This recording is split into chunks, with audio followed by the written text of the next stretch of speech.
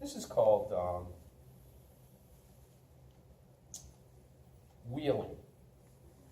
You know, I grew up in Pittsburgh, so Wheeling's just right across the border from Pittsburgh. And when I was a kid, the legal drinking age in Pittsburgh was 21, in Pennsylvania was 21, the legal drinking age in West Virginia was 18, so you know where this poem is going, yeah.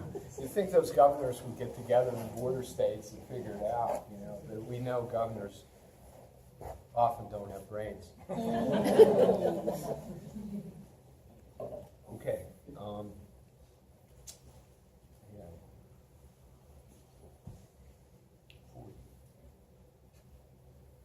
Driving a girl whose father loathed me. Son of an Italian who labored on the open hearth, I crossed in a borrowed green calm at the PA line into Wheeling. 18 was legal in West Virginia.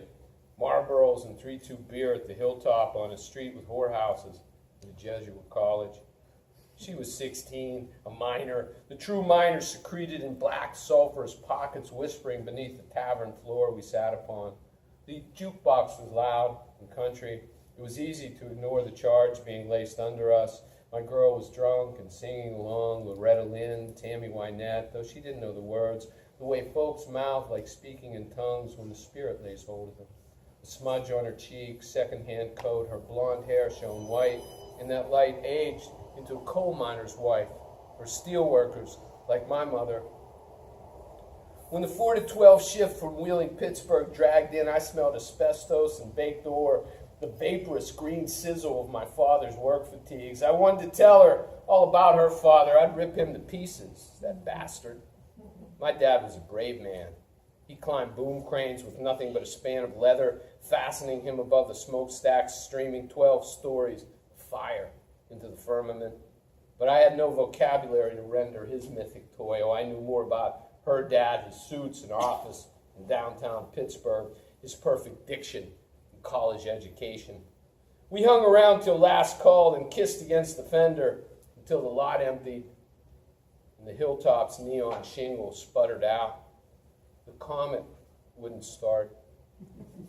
I turned it over and over until I killed the battery, until I couldn't get a peep out of the horn or the lights to flicker.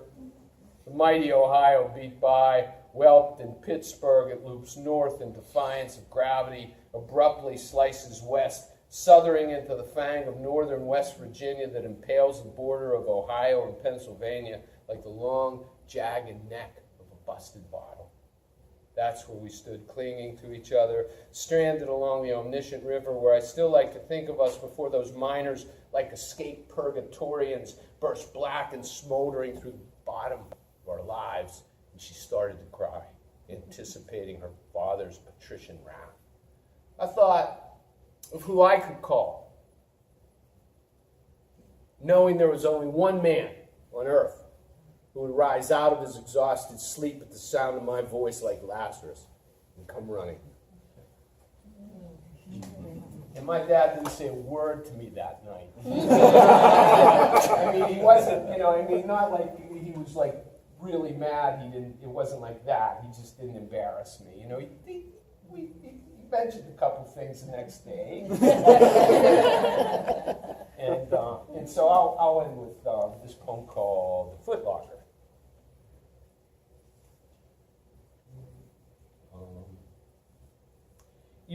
And I have more poems about my dad than my mom, but anytime I read a poem about my dad, I'm really reading a poem about my mom.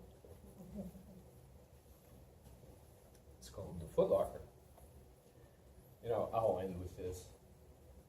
The day before I left Pittsburgh to work as a Vista volunteer in the prisons of North Carolina, my father drove me in the family car, an enormous two-door green Chrysler Newport, downtown to the Army-Navy store on Liberty Avenue.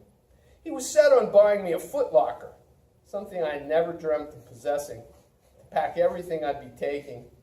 He and my mother were befuddled as to why I, having recently earned a master's degree, wished to spend my days among criminals 500 miles from home for $2,000 a year. They had little faith in my car, a beat-up 69 VW Bug with no reverse. My mother wept My father said nothing. In my recollection, he has never attempted to dissuade me from anything nor make public his desires, two things for which I can't begin to express my gratitude. I didn't want a footlocker, but couldn't bring myself to tell him so. We wandered the store looking at switchblades, gas masks, live grenades, then purchased the footlocker. My dad wanted to get me something else. Realizing a refusal would be unkind, I picked out a denim cowboy shirt with pearl buttons. At the time, a real stretch for me. But in 24 hours, I'd walk away from my past. Style seemed irrelevant. Next door, the Army-Navy sprawled a string of porno shops. Once I snuck into one with a friend. We squeezed into a booth and watched a 25-cent black and white clip, then gaped at magazine jackets, contraptions, and novelties that belonged in a laboratory. A black curtain through which men passed in and out led to a back room. Such experiences, I'm certain, are not unusual among boys, yet standing that day on Liberty Avenue with my father, I was filled not with shame, but regret, because I was leaving, and glad about it.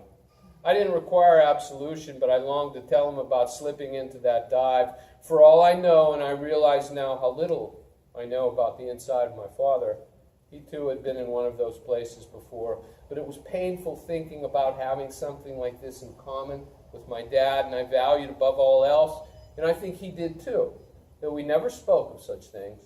I was 23 years old, and that fact, in the line of men I issued from, entitled me to my silence.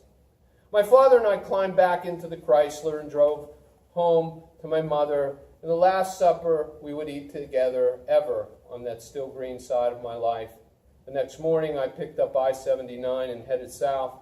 In the back seat of my car lay the footlocker, which I still own and use to store old manuscripts, notebooks, and letters that in all likelihood I'll never return to.